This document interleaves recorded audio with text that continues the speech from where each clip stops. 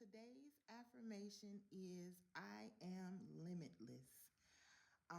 My heart reaches worldwide audiences. There are no limitations on what I can accomplish in this lifetime, and my soul desires has a vast range of possibilities. So this morning, um, I was thinking about how, you know, we are responsible for how we speak to ourselves. And the purpose of these affirmation is to get you in in some type of routine of speaking positivity into your own self. I have I have this mirror right here that I speak to myself in, and I tell myself, I speak these affirmations. I write, I sit and I meditate and I get these on a daily basis. I write them myself, and you know, I'm gonna say is through the universe, through God, through spirit that I receive these affirmations. And I have this this overwhelming responsibility to change my thinking. We all have this overwhelming opportunity to change our thinking. And the way that you do that is by speaking out your mouth the things that you want to show up in your life. Like how you want to show up in the world is how you speak to yourself. You speak to yourself in a positive way, you're going to show up in the world positive. It does not mean we are not perfect. I am not perfect. Of course, I have my faults, I have my quirks, and I like all those. I actually like the weirdness of myself. But the thing about it is that when you are speaking positive affirmations over your life, you are training your subconscious mind to receive those things. So when you're faced with situations that are contrary to what you say about yourself, then your whole entire being will recognize that and be like, hold up, that's not how I talk to myself. So I'm definitely not going to receive that from an outside source. When you allow yourself to build yourself up mentally, and not only we talk a lot about our physical appearance, and getting going to the gym and working out and walking and getting out, but we rarely talk about our mental state. We rarely speak on those things. Well, which even working on your physical being, you have to also work on your mental being, as well as the soul man, the spirit man that's within you. You know, we are three parts. We are three-part man. We are mind, body, and soul. We have to adhere to all three of these attributes about ourselves.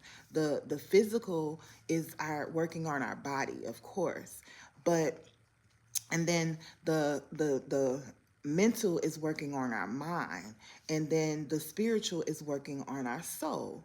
We are to speak to ourselves in a way that is loving and kind and forgiving and accepting.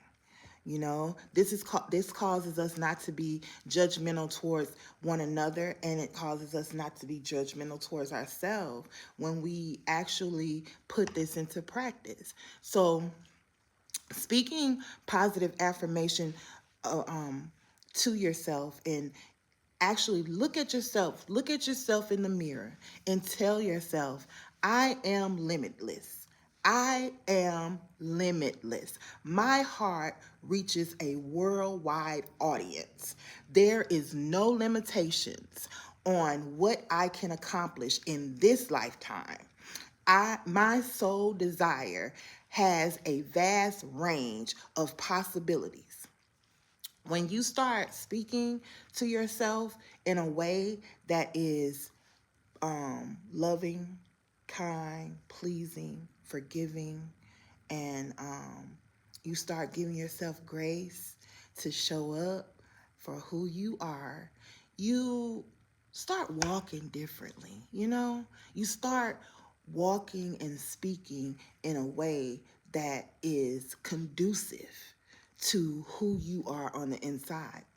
Our spirit man wants so much to direct the things that we're coming up against, like little situations and circumstances that we face in life. Our spirit man wants to help us so much, but because we are so stubborn and we don't want to adhere to the quietness of our own thoughts, because we don't want to sit silently and know ourselves. We miss out on a great opportunity to be led by God, who resides within us. Um, a lot of times we speak out on situations without even thinking, and we are writing our words, write our history. It writes our history. You can't take words back. Once it's said. So thinking about how you speak to yourself actually um, cultivates your heart. It's like it's kind of like a garden. If you ever have experienced creating a garden, first, before you even do anything, you have to clear away the grass in the ground, right? And it depends on how you're making your garden, but you have to fertilize. You have to kind of turn over the soil, as they say. The old people say, you're turning over the soil. And turning over the soil, you turn over the soil. And it's so interesting because I watched my dad create a garden for me in my backyard um, from some years ago. And he was like, okay, so I'm going to get this. It's called a tiller, I think. It's a little machine that he used to turn over the ground, right? And then when he got done doing that, he was done. And I was like, so what you going to do now? And he was like, oh, you got to let it sit for a day or so. And I was like, okay. So I'm learning about how to create a garden. You got to let it sit for a day or so. I don't know. He didn't explain to me, and I didn't ask why you got to let it sit for a day or so. But I was like, okay, so that's a process, right? So after the next day, he goes out and he takes the rake and he starts raking the ground and kind of levering out the dirt or whatever. And then it dawned on me that when you turn over the dirt, the first day when you turn over the dirt was moist, because dirt holds moisture in when it's in the ground. So the dirt was moist, and he wanted it to be dried out a little bit. That's what I was thinking. So he wanted to be dried out a little bit. So after that, and the next day, this is the second day, he's taking the rake and he's raking it through. And then he tells me, okay, so now what we're gonna do is we're gonna create like some little, created grooves, you know, to where you were gonna put the seeds. Eventually, he created these grooves. So I was like, okay, we're creating grooves. So in that process and creating the grooves, where things are gonna be planted. And then you also are making like a little reservoir for water to go in between those when you're watering it. And then he planted the seeds in, like he took the little the little parts that he sectioned off, and he made little holes in them, and that's when he planted the seed and he covered them up. So it was interesting to watch that process alone. But of course, we know that's not the end of gardening, right? That's just the beginning. But I'm saying this to say you have to think of your spirit man or your soul as um, your entire being, actually, your mind, body, and soul, as a garden, something that you have to cultivate. And in order to do that, you have to feed it or give it the things that it needs in order to survive. Whatever you're feeding your soul, that's what you're going to receive. Whatever you sow, you shall also reap. So if we're sowing positive affirmations, if we're sowing good thoughts, if we're sowing good vibes and high energy and high vibrations, then that's what we're also going to reap. Those things start coming towards you. Those things start looking for you. What you sow is looking for you. Whatever it is you're sowing, it's looking for you. If you're sowing drama, drama is going to always find you. If you're sowing love, love is going to always find you. If you're sowing lack, lack is going to always find you. If you're sowing happiness, happiness is going to always find you. But these things all are a process, and you have to pay attention to how you're feeding yourself. You have to pay attention. Nobody else does. I was just talking to a friend or acquaintance today, and they asked me, what kind of TV shows do you watch, or what do you watch on TV? And I told them I don't have a TV. And people who really know me. They know that I'm awkward. They know that I have a certain way that I live my life, and that's just who I am. And they accept me and love me for who I am. So I don't have a TV. I used to have a TV. I actually got rid of it, but and I didn't, because I wasn't watching it like that. I wasn't watching it a lot, so I got rid of the TV. But because I realized that there's some things that I like to watch. There's some shows that I really like to watch, but I found that when you are consuming the television is a a vision. It's telling you a story. And it's not you thinking you're just watching a movie, but that movie is actually replaying in your subconscious mind. Your brain is like a computer. Your subconscious mind is taking that information and it's working it.